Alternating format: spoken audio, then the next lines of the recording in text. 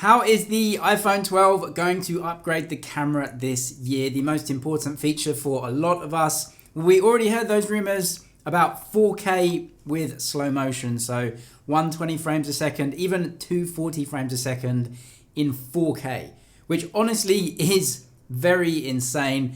None of us are really going to use that too much though, but still a very, very significant upgrade. That's really down to the processor though, but now we get some really cool hardware news about the actual cameras and the lenses in particular.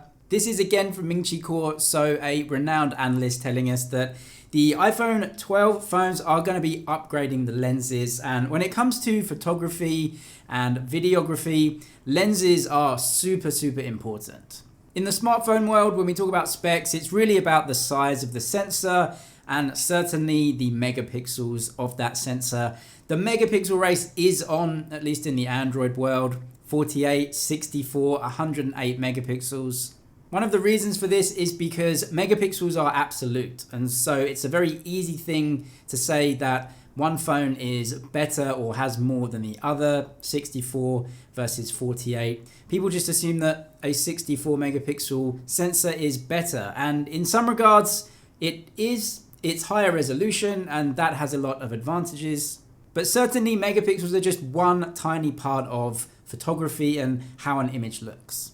Overall clarity of the image, dynamic range, sharpness, all of these things actually are also influenced by the lens. In smartphones though, this is kind of not the same because of just how tiny all of the lenses are.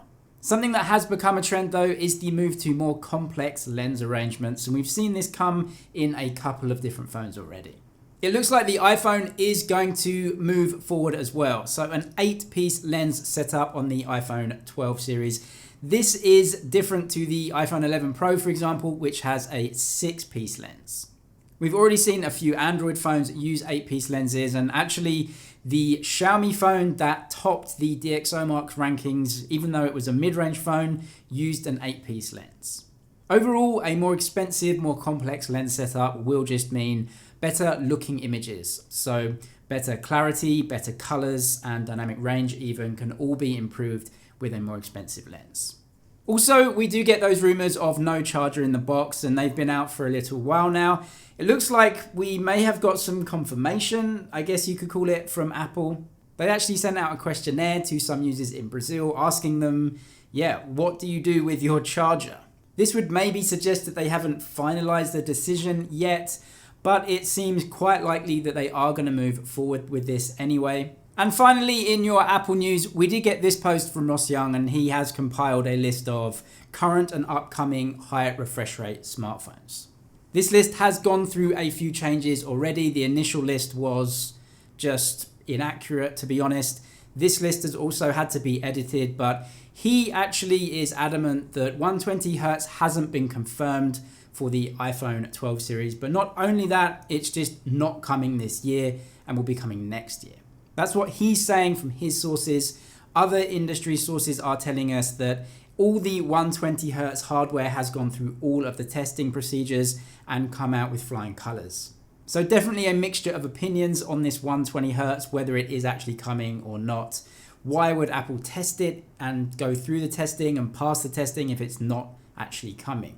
It seems really strange, but I guess we'll have to still wait a few more weeks until the iPhones are in production to find out 100% for sure. Let me know, is the 120 Hz thing in the iPhone 12 a deal breaker for you? Would you still rush to get the phone if it didn't have it? Or do you think, no, it's a Pro phone, it should definitely have it? Let me know in the comments. That's it for now though. Thank you for watching, and I'll see you in the next one.